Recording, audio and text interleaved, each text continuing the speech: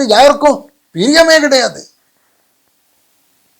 உலகத்தை ஆதாயப்படுத்துகிறவன் உலகத்தின் தாளந்துகள் கொடுக்கிற வெளிச்சத்தில் தான் நடப்பானே தவிர, பிதா கொடுக்கிற இருளில் நடக்கிறவன் யார் என்றால் பரலோக ராஜ்யத்தின் பொக்கிஷத்தை சுதந்தரிக்க தாகம் உள்ளவன் மட்டுமே இந்த இருளின் மார்க்கத்தில் நடந்து வருவான்.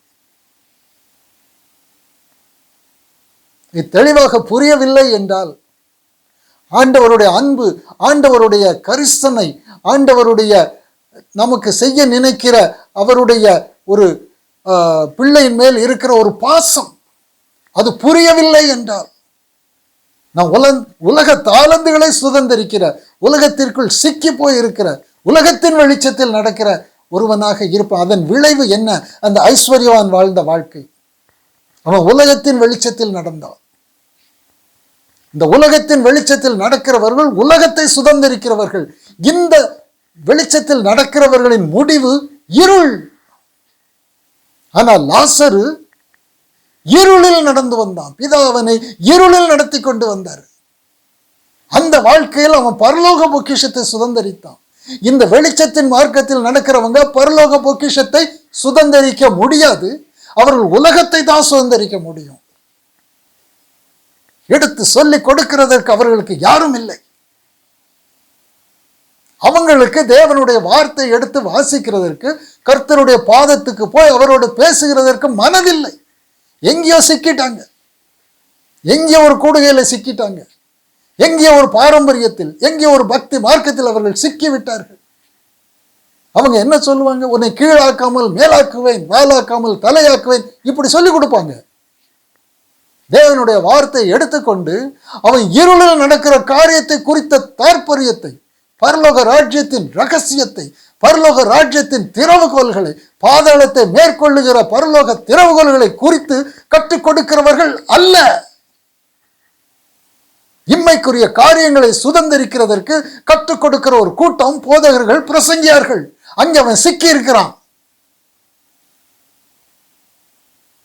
இருளில் ஆண்டவர் அழைத்து கொண்டு போகிறாரு. வா, தாவீது சொல்ற இல்லையா, நான் மரண இருளின் பள்ளத்தாக்கிலே நடந்தாலும் பொல்லாப்புக்கு பயப்படேன், தேவரீர் என்னோடு கூட இருக்கிறீர். என் தேவன் என்னோடு, அவர் கூட்டி கொண்டு போகிற மார்க்கத்தில் எனக்கு என்ன ஆபத்து? ஒரு ஆபத்து கிடையாது. அங்கேதான் பரலோக ராஜ்யத்தின் ஐஸ்வர்யங்களை சுதந்தரிக்கிற இடம். பூலோகத்தின் ஐஸ்வர்யங்களை சுதந்தரிக்கிறது பூலோகத்தின் மார்க்கம், அது வெளிச்சத்தின் மார்க்கம். ஆனால் அதன் விளைவு இருள், நித்திய இருள், அக்கினி. அதில் அநேகர் போவாங்க, அநேகர் அந்த மார்க்கத்தில் போய்கொண்டு இருப்பாங்க. அதன் முடிவு அநேகருக்கு தெரியாது. இன்னைக்கு உலகத்தில் வாழ்கிற அநேகருக்கு, கிறிஸ்துவை விசுவாசிக்கிற அநேகருக்கு அவங்க பாதாளம் போறாங்க என்பதே தெரியாது. ஏன்? நீ பரலோக பொக்கிஷத்தை சுதந்திரிக்கவில்லை என்றால் மாம்சமும் ரத்தமும் தேவனுடைய ராஜ்யத்தில் பிரவேசிக்க முடியாது. உலகத்தில் மனுஷன் கொடுக்கிற சாட்சி அது செல்லாது, அது செல்லாது. மனுஷன் பாராட்டுவான். ஒரு உதாரணமா பழைய ஏற்பாட்டில் நம்ம பார்க்கலாம். யோபுவின் புஸ்தகம் 1 அதிகாரம்,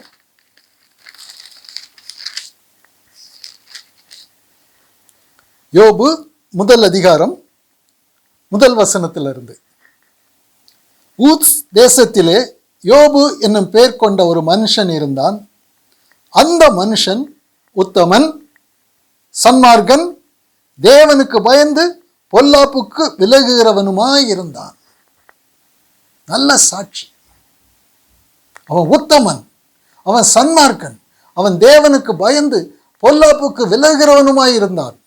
அவனுக்கு 7 குமாரரும் 3 குமாரத்திகளும் பிறந்தார்கள். அவனுக்கு 7000 ஆடுகளும் 3000 ஒட்டகங்களும் 500 ஏர் மாடுகளும் 500 கழுதைகளும் ஆகிய மிருக ஜீவன்கள் இருந்ததும் அன்றி திரளான பணிவிடைக்காரரும் இருந்தார்கள்.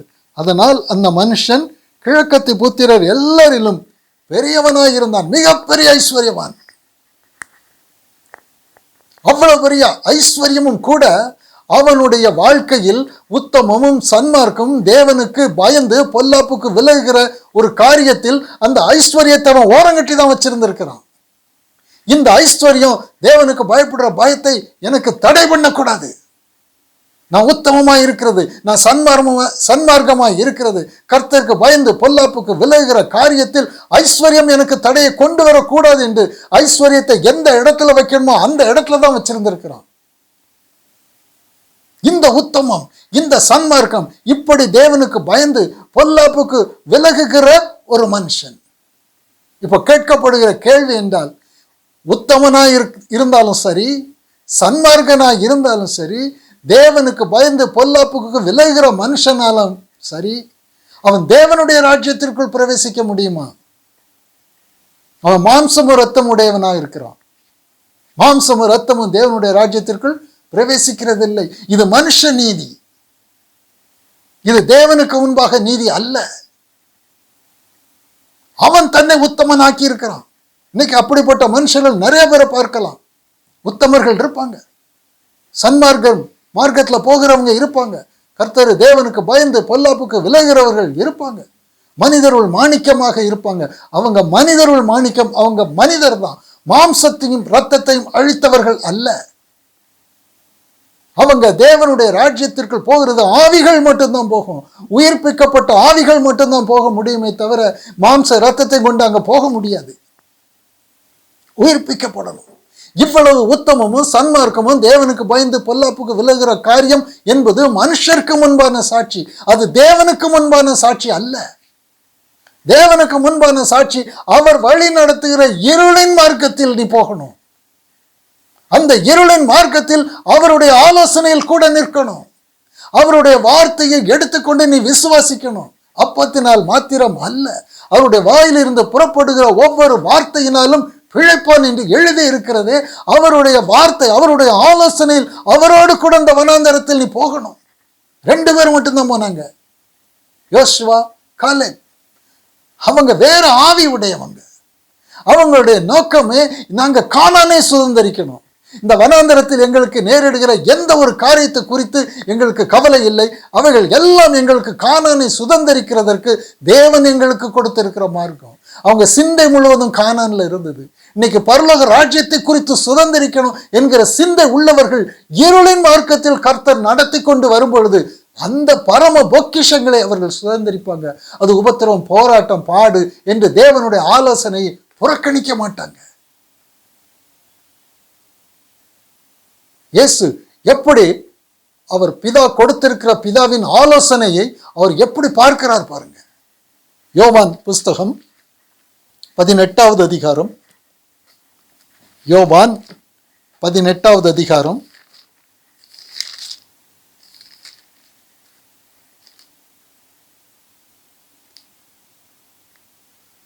11, யோவான் 18:11 வசனம்.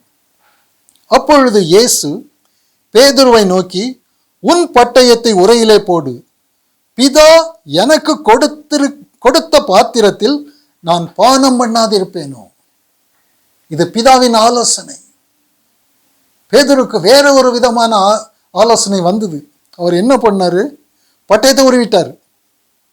சீமோன் பேதுரு தன்னிடத்தில் இருந்த பட்டயத்தை உருவி பிரதான ஆசாரியனுடைய வேலைக்காரனை வலது காது அற வெட்டினான். அந்த வேலைக்காரனுக்கு மல்குஸ் என்று பெயர். பிதா கொடுத்திருக்கிற ஆலோசனையில் அவருக்கு புரியல, ஆனா ஆண்டவருக்கு புரியுது. இப்படி செய்யாத, உன் பட்டயத்தை உரையில போடு. அது பிதா எனக்கு கொடுத்திருக்கிற ஆலோசனை. அது நம்முடைய ஆலோசனையை கொண்டு அதை கெடுத்து விடக்கூடாது. அது எனக்கு தேவனுடைய சிங்காசனத்தை கொடுக்கக்கூடிய ஆலோசனை. அந்த சிங்காசனம் எனக்கு கிடைக்காம போயிடும். அவர் இருளின் மார்க்கத்தில் பிதா அவரை நடத்தி கொண்டு வரும் பொழுது அவர் பரலோகத்தை சுதந்திரிக்கிறவராக இருக்கிறார். இந்த தேவ ஆலோசனை பிதா எனக்கு கொடுத்திருக்கிற பாத்திரம், இந்த பாத்திரத்தில் நான் பானம் பண்ணாதிருப்பேனோ, அதை நான் உதாசீனப்படுத்துவேனா, அலட்சியப்படுத்துவேனா, அதை கனம் பண்ணுவேனா? பிதா கொடுத்திருக்கிற பாத்திரம் அது நம்முடைய மாமிச பலவீனத்தில் இருந்து நம்மை பலப்படுத்தும்படியாக, கிருபையினால் இருதயம் ஸ்திரமடையும்படியாக, அது தேவனுடைய கிருபை. அது அந்த கிருபையை நாம் புசிக்கும் பொழுது அது என் இருதயத்தை ஸ்திரப்படுத்தி என்னை அவருடைய சாயலில் மறுரூபப்படுத்தும். அழிவில் இருந்து அழியாமைக்கு என்னை கூட்டிக் கொண்டு போகும். இந்த தேவ ரகசியம் புரியாமல் ஜனங்கள் ஆண்டவரிடத்துல எனக்கு இந்த பிரச்சனை இருக்கு, இந்த போராட்டம் இருக்கு, இது என்னை விட்டு நீங்க வேண்டும். ஒவ்வொரு மனுஷனை தேடி ஓடுகிற கூட்டத்தை இன்று பார்க்க முடியும். அந்த மனுஷனாவது இவங்களுக்கு ஒரு புத்தி சொல்ல வேண்டாமா? ஆண்டவர் எதற்காக இந்த பாத்திரத்தை உங்களுக்கு கொடுத்திருக்கிறாரு? இந்த மரண இருளின் பள்ளத்தாக்கின் வழியாக எதுக்காக உங்களை நடத்தி கொண்டு வருகிறாரு? வெளிச்சத்தில் அல்ல, இருளில் அழைத்து நடத்தி வந்தார். இந்த இருளில் அழைத்து கொண்டு வருகிறதன் தேவ ரகசியம் என்ன? நீங்க இந்த உலகத்தை தேடுகிற ஒரு வாழ்க்கையில் இருந்து பரலோகத்தை சுதந்திரிக்கிற பரலோக வாசியாக, நித்திய ஜீவனை சுதந்திரித்து கொள்ளும்படியாக இந்த பாத்திரம் உங்களுக்கு கொடுக்கப்பட்டிருக்கிறது.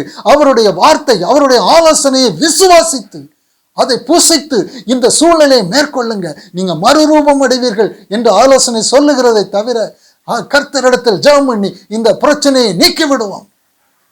அதன் விளைவு என்ன ஆகும்? இவர் பரலோகம் போக முடியாது. இவர் பரலோகத்துக்கு போக முடியாதபடிக்கு அவர் ஒரு ஜெபம் பண்ணி தடை பண்ணுகிறாரு. அப்படியானால் அது பிதாவின் இடத்திலிருந்து வந்தது அல்ல. பிதாவின் இடத்திலிருந்து வராதது பிசாசின் இடத்திலிருந்து வந்தது. நம்முடைய ஜீவனை குறித்து, நம்முடைய ஆத்மாவை குறித்து, நம்முடைய நித்திய ஜீவனை குறித்து, நித்திய அசைவில்லாத ராஜ்யத்தை குறித்து நாம் எச்சரிக்கையா இருக்கணும். பாதாளத்துக்கு போனதுக்கு அப்புறம் ஒன்று செய்ய முடியாது. இப்பவே எச்சரிக்கையாக இருக்கணும். ஆண்டவர் நமக்கு இப்பொழுது எச்சரிக்கை கொடுக்கும் பொழுது இப்பொழுதே எச்சரிக்கையாக இருக்கணும். தேவன் எதற்காக இந்த சம்பவங்களை அனுமதிக்கிறார்? எதற்காக இந்த சூழ்நிலைகளை எல்லாம் அவர் அனுமதிக்கிறார்? ஆண்டவர் எப்படி பார்க்கிறார்? அப்போஸ்தலன் எப்படி பார்க்கிறார் பாருங்க. ரோமர் 8வது அதிகாரம்